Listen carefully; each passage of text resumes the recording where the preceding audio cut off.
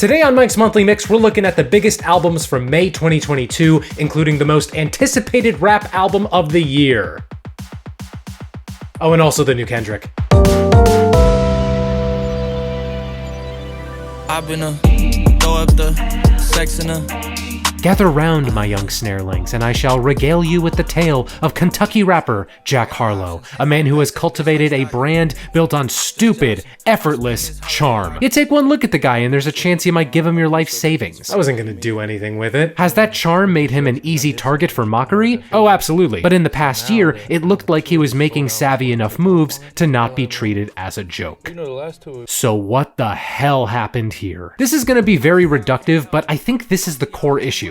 Jack's second studio album, Come Home the Kids Miss You, is the sound of Jack trying. I'm not saying he shouldn't try to make quality music, he absolutely should, but it sounds like he's trying, which goes against everything we've known about him over the past year. The whole album sound is what I call the 3 Ds: drab, drained, and did not fun. The few exceptions come with major asterisks. First Class is the biggest single, but the only thing keeping it from feeling unremarkable is the Fergie sample. Dua Lipa has a chorus primed for juicy discourse, but the rest of the song can't back it up. Most of the features don't add much, like Lil Wayne and Justin Timberlake randomly. The sole exception would be Drake on Churchill Downs, and that happens to be the album's best song. And that made me realize Jack's trying to make his Take Care. You know, Drake's second album that paved the more sullen sound he would dominate for the following decade. For most of the record, Jack wants to prove that there's more to him than what's poppin' on the surface. But Drake already had Thank Me Later, plus his singles and collabs before Take Care's release. He had an established persona to work off. Jack has What's Poppin', his verse on Industry Baby. I know he has another record under his belt, but be honest, did you know about that record before I just mentioned it? But beyond Take Care, the other album Come Home reminds me of is Greta Van Fleet's debut. Greta Van Fleet had been hated as a Led Zeppelin ripoff before that record, and their debut gave everybody a huge opportunity to unload every negative feeling they had towards the band. Come Home feels like a punching bag in the same way. But I'ma let you in on a little secret. Greta Van Fleet still exists. They're still touring. They made a second album that had some very good songs, and the hate they first experienced has, for the most part, faded. I don't think Jack Harlow is done after this. Come Home may have tanked critically, but it's helped make people money, so he's probably got like 1 or 2 big shots after this. I hope the next shot is better. For now, check out his collab with Drake. And by the way, that song, along with all the others I bring up, will be in a playlist for you to listen to. Links in the description. Canadian alt-rock legends Arcade Fire return with We. That was the same noise I made when listening to their last album, because the drop in quality was a roller coaster style plummet. This new one, produced by Nigel Godrich, I definitely enjoyed more in total, but I really wish there were more of those classic Arcade Fire songs that felt like you were getting shot out of a cannonball. Their best song this release cycle has been their Harry Styles cover, for better or worse. Check out The Lightning too. R&B singer Kehlani released their third album, Blue Water Road. It's confident, it's tender, it's their best album yet. Check out More Than I Should. Norwegian electronic duo Röyksopp dropped this new album, Profound Mysteries. It's a part of a larger multimedia project, which is why I felt like some of these songs on first listen were missing some unknown piece. But when these tracks hit, like Impossible, consider my head banged. And while we're in Norway, pop singer Sigrid released her second album, How to Let Go. It won't blow your mind if you're a pop connoisseur, but man, the choruses on this can slap so hard. I enjoyed the closer, High Note. Okay, listen, you're gonna hate me for this. You might never look at me the same way again after this, but I need you to understand something. Are you ready?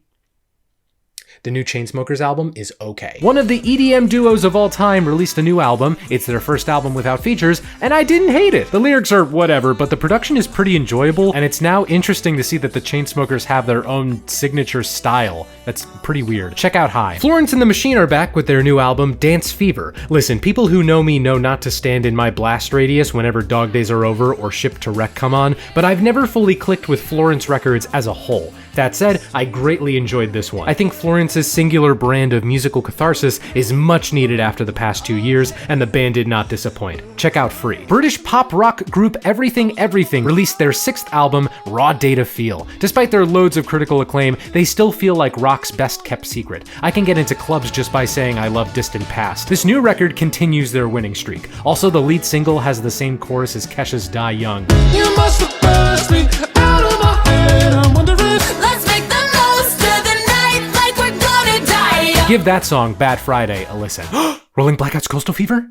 Rolling Blackouts, Coastal Fever! This Australian rock band's last album was one I consider to be highly underrated, but they're back now with their third album, Endless Rooms. It's definitely more muted than their 2020 album, but they prove themselves able to build dense tension across these songs. I loved the way it shatters. The Smile put out their debut album, A Light for Attracting Attention. I can't believe how much these guys are ripping off Radiohead. They even ripped off the look of two of the guys from Radiohead. They're not even hiding it! But quality always shines through, and this record is pretty good. It's the three-way baby of Hail to the Thief, In Rainbows, and a moon-shaped pool that I never knew I wanted, and it's up there with Tom York's Anima as one of the best Radiohead side projects. Check out Thin Thing. All the boys and girls, I got some true stories to tell. The Unstoppable Mike meets the Immovable Morale. Kendrick Lamar returned with what will likely be this year's most anticipated album, and it's one that is just not at all suited to this quick review format. You might be saying, Mike, you terrible, horrible, handsome man, why would you not focus your entire attention on an album as emotionally dense as this?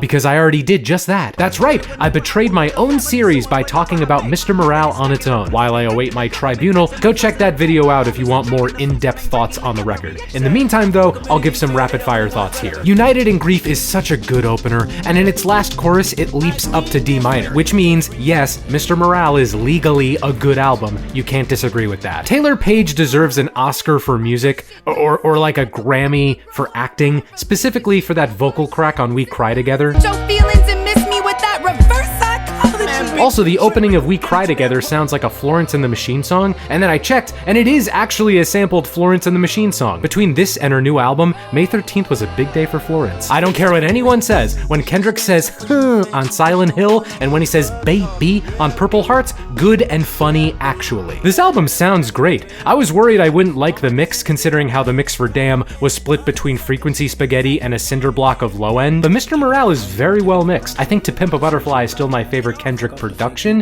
but Mr. Morale might soon become my favorite Kendrick mix. The two most controversial parts of this album are the song Auntie Diaries and the inclusion of Kodak Black. For Auntie, I get that the use of slurs and dead naming are meant to convey his growth and understanding his aunt's transition. I still don't really care for their use, but I get why, and I get that it's not about me. As for Kodak, I just don't think he should have been on here. I don't think he adds enough to overshadow all the controversy around him, and he ends up weighing the whole record down. In total, I'm a fan of Mr. Morale. To Pimp a Butterfly is still my all-time favorite Kendrick record, but I'm still looking forward to spending the coming weeks and months and years with this new project. As for one track to check out, I'll go with Savior. The Black Keys return with their new album, Dropout Boogie, and from the song I'm playing right now, it's so clear that this is from their 2019 album. You like the Black Keys? Cool, check this out, or even just the song Your Team is Looking Good. If you don't check it out.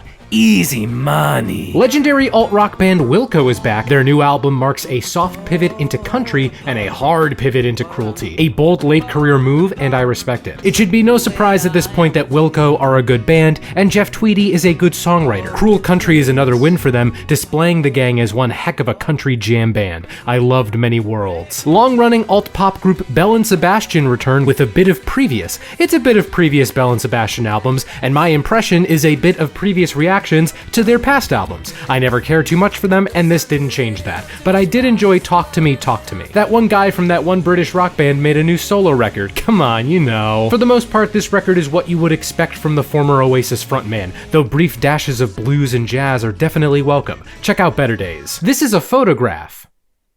And this is a new album from Kevin Morby. It's mostly about fatherhood and seeing how traits from the generation before pass down to the next. Like all Kevin Morby albums, it's a good time. Check out the title track. Latin pop star Bad Bunny dropped his latest album, Un Verano Sin Ti. Bad Bunny's a pro at making super long albums that somehow breeze by at an enjoyable pace. This new one is no exception. It bounces between trap, pop, and traditional Latin music without a sweat. Check out Después de la Playa. Sharon Van Etten says we've been going about this all wrong. Finally someone said it. I've become famous for not becoming famous for not ever clicking with Sharon's past albums, but I enjoyed this new album of hers. I would say it's the closest I've come to getting her music, but it's not like it's hard to get. It's well-written songs about heartache and longing, though the dynamic builds on these songs are a welcome change of pace. Check out Darkness Fades. Alabama singer-songwriter Ethel Cain released her debut album, Preacher's Daughter.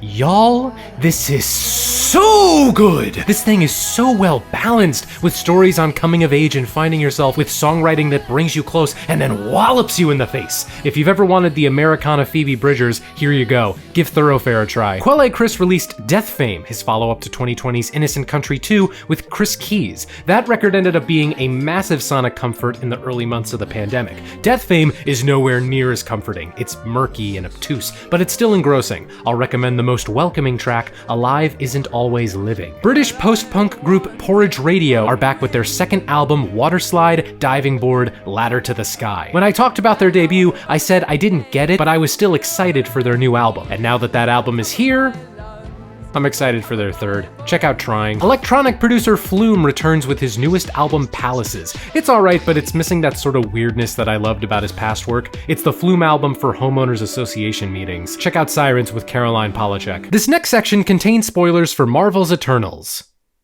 Random, I know.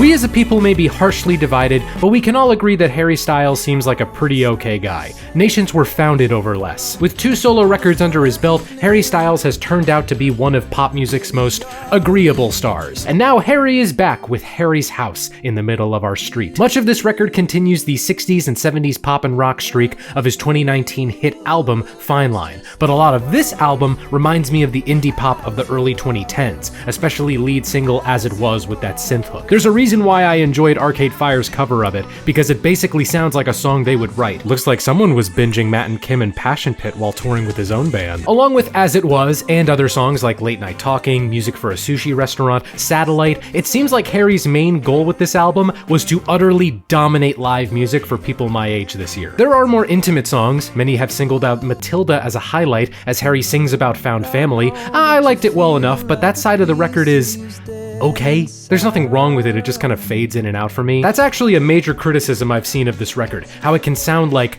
nothing. A vanilla wafer, a wallpaper tone that's a bit too muted, the dreaded decree of background music. Now, on one hand, I get it. When Harry's music doesn't hit, I describe it like how an indifferent mother describes their adult child's life choices. And with the slower songs, I just find them at odds with the more upbeat songs on the album. Harry, you started this record saying that you'd fry an egg on my naked body. I'm right here, let's go! But on the other hand, is it bad that it works as background music? Brief anecdote, I went to visit family the weekend this album released, and we played it a bunch as we hung out. And you know what? Yeah, it's damn good background music. Enjoyable for any listener, rewards you if you pay attention, doesn't get you weird looks like when I play 100 gecs. We need to remind ourselves that one of the best things about Wiggly Air is its malleability, the way it can mold itself into different parts of our day. And maybe that's why Harry Styles has become such an agreeable personality, capable of making perfectly acceptable music that rises to greatness just enough to keep us interested. Maybe that strategy will backfire in a few years, but it certainly won't while he's Thanos' brother. Fine Line still holds the favorite Harry Styles album-shaped hole in my heart, but Harry's House is still a fine time, even if it does blend into the wallpaper sometimes. Give Satellite a listen. So if I had to pick 3 albums from this month that I think you should listen to, I'd go with Mr. Morale and the Big Steppers, Raw Data Feel, and Preacher's Daughter. And if you have any thoughts on the records I covered this time, let me know in the comments.